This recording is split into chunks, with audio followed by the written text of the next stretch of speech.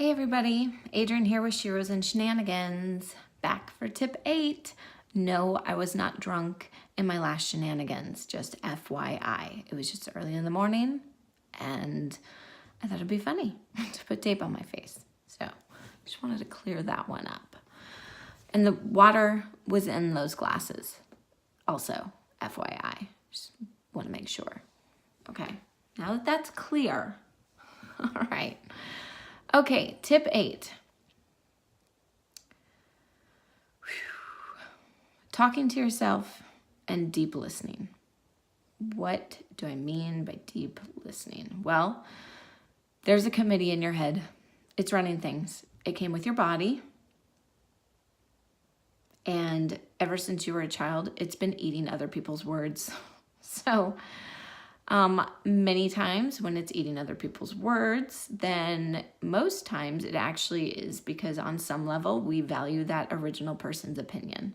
And when we value that person's opinion, then we say, their opinion must be right. And this is just kind of what happens inside the brain without you necessarily doing anything, right?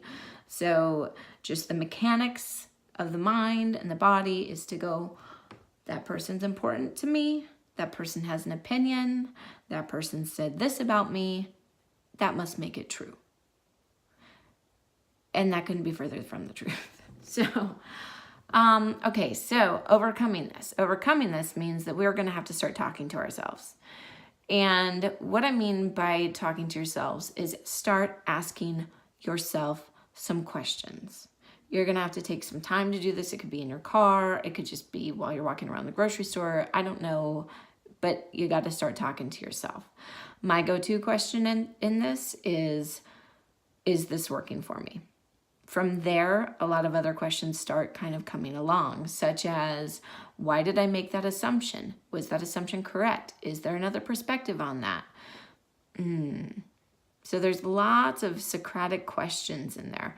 You can look up Socratic questions if you want to know what some of them are, but basically they're open-ended questions about why you think, do, or act the way that you do. So start talking to yourself. Now we have to also know how to listen. The listening.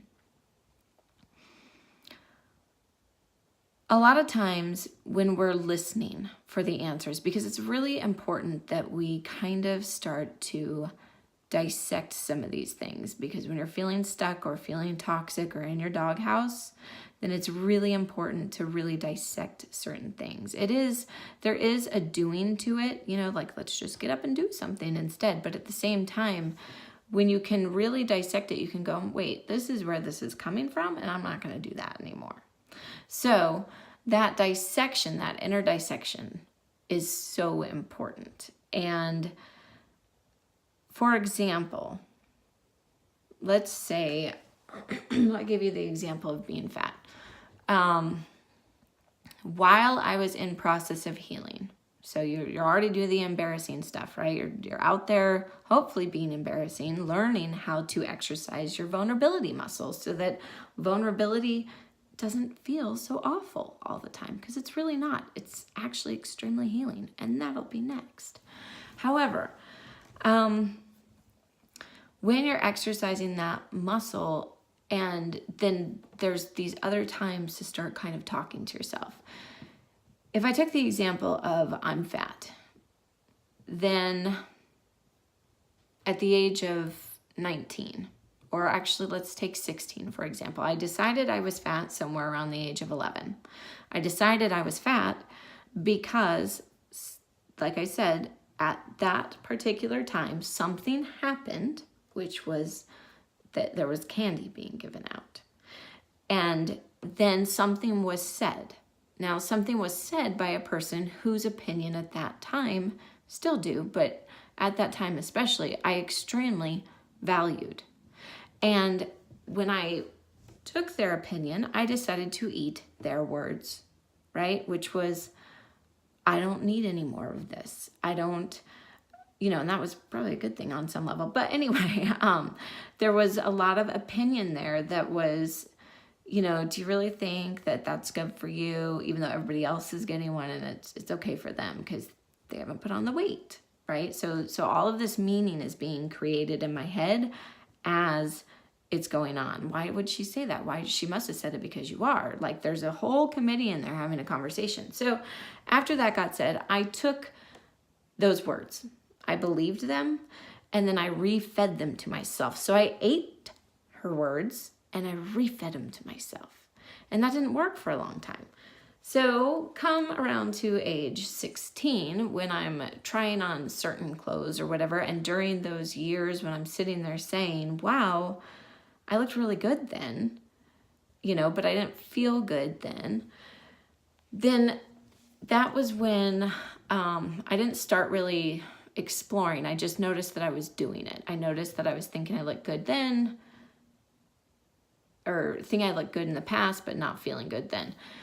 I did start exploring probably sooner, around the age of 18 or so, where I started kind of going, why do I keep thinking this? I noticed that this is my pattern, that I think I'm fat today, and then a year later I think I'm not.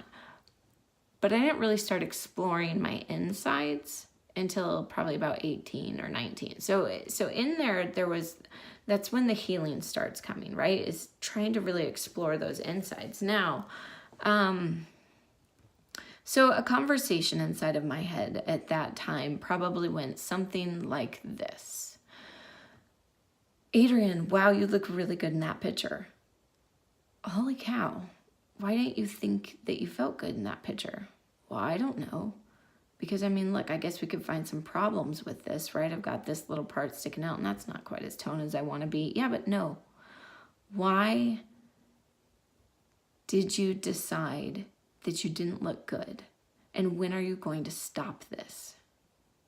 And so it was those types of questions that really started, that were really, the conversations were being had in my head, like, where'd this come from? And then I kind of started delving into, where did it come from? Now, when you get to the where did it come from question, or why is this coming up now question, this is where the deep listening needs to happen. And typically what will happen is you'll ask a deep question, such as, why is this coming up now? Or what is really happening? Or what happened before that's triggering what's going on now?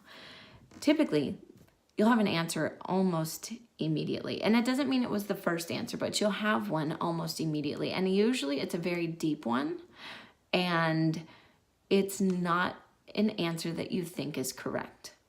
So it'll kind of go, well, if I said, Adrienne, why am I thinking of this now? It'll go, well, there was that time. And then my thought process, right? Like, that'll kind of be like my gut speaking to me. There was that time that this, and then you decided. And as that track is taking place in my head, my thought process can come in and go, no. It's not from that. That was in the past. There's no way it's from that. It's from, because right now you're sitting in a McDonald's line, right? And this just happened. And so it can kind of like, you've got that one honest thought coming in, and then all of a sudden another one goes, no, it's totally circumstantial to what's happening right now. And that is really what you got to start really paying attention to, is that, is there a deeper reason that's coming in and trying to speak up, but then thought is going, nope, it's circumstantial, shove it back down. There's no way that thing that happened in the past is living right now. And again, I've said it before, but time is not linear. It's not past, present, future. Past is over, present's now, future's happening. It's always kind of living together. So if we're in the middle of a trigger or a toxic breakdown, it's because something from our past is probably living right now in our present. And it's important for us to kind of go, wait a minute, this keeps coming up. This trigger keeps coming in the present moment. And I really need to figure out what this trigger is and where it's really coming from. And it will most likely be something that's in your past, to which point you can go, wow, I made that statement about candy into this whole world of meaning I was fat. And I have been feeding it and feeding it and feeding it and eating it and eating it and eating it and regurgitating it to myself over and over again for years. And every time I get triggered, that conversation comes back for me. That past starts living now. So, if we can get into being okay with having the conversations in our head. Sorry, there's a truck passing. If we can get okay with kind of being into having those conversations in our head and asking more open-ended questions, and then not only that, but actually listening, really listening to the answer, the first one, without bringing in a circumstantial reason to cover it up, then we can really start the healing process. Now, people go to counselors to have this done. Counselors are very good at these questions, but these questions don't need to be necessarily from counselors. They just need to be had. And there are tons of, they're called Socratic questions. You can look them up online, but there are tons and tons of them, but they're basically just open-ended questions.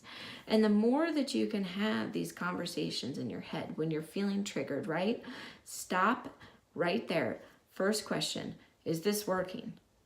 If the answer is no, then it's like, okay, we know that there's probably some sort of trigger or something going on because I'm feeling like I'm heading toward my dark side or my doghouse, or I'm going to go into my room of despair and pity.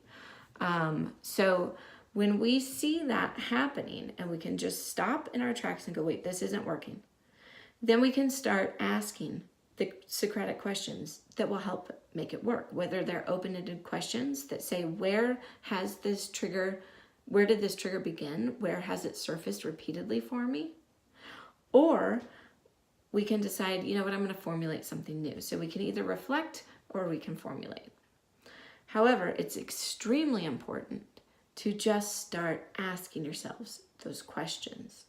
Really, really ask lots of questions to get to where it is that your young brain, where your I amness, your spirit, your soul, was not really the forerunner of your body.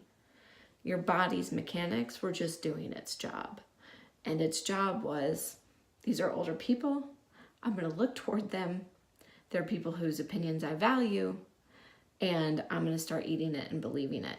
It is you who ate it. There is no way to move on from anything until you can take full responsibility for being the one that said, you know what? I valued their opinion. I believed what they said. I ate what they said. I regurgitated it. And then I fed it back to myself.